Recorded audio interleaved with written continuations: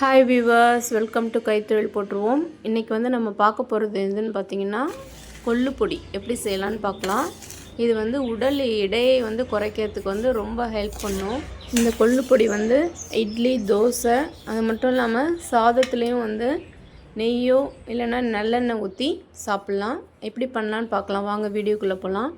இதுக்கு தேவையான பொருள் பார்த்திங்கன்னா கடலைப்பருப்பு, உளுத்தம்பருப்பு, துவரம்பருப்பு, மிளகாய், கொள்ளு. இப்போ இது எல்லாத்தையுமே வந்து நல்லா பொன்னிறமாக வறுத்து எடுத்துக்கோங்க. நீங்கள் எந்த டம்ளரில் எடுக்கிறீங்களோ இந்த 4 பொருளையும் சமமாக எடுத்துக்கோங்க. இப்போ எல்லாத்தையும் வறுத்து எடுத்தாச்சு.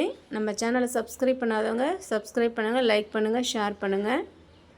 இப்போ அது கூட 2 ஸ்பூன் மிளகு, 2 ஸ்பூன் ஜீரகம், இது வந்து கொள்ளு, எல்லாத்தையுமே வந்து நல்லா ஃப்ரை பண்ணி நம்ம எடுத்துக்கிட்டோம். பொன்னிறமாக வறுத்து எடுத்தாச்சு. இப்போது இது எல்லாத்தையுமே வந்து நம்ம வந்து அரைக்க வேண்டியதுதான்.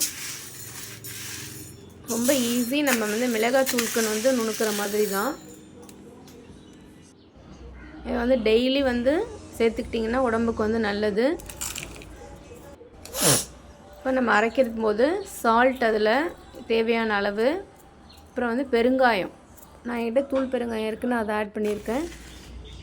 இப்படி நல்லா வந்து அரைச்சி எடுத்துக்கலாம். பாருங்கள், பொடி வந்து ரெடி ஆகிடுச்சு. இது எவ்வளோ நாள், 3 மாதம் ஆனாலும் வீணாக போகாது. நீங்கள் வச்சு சாப்பிட்லாம்.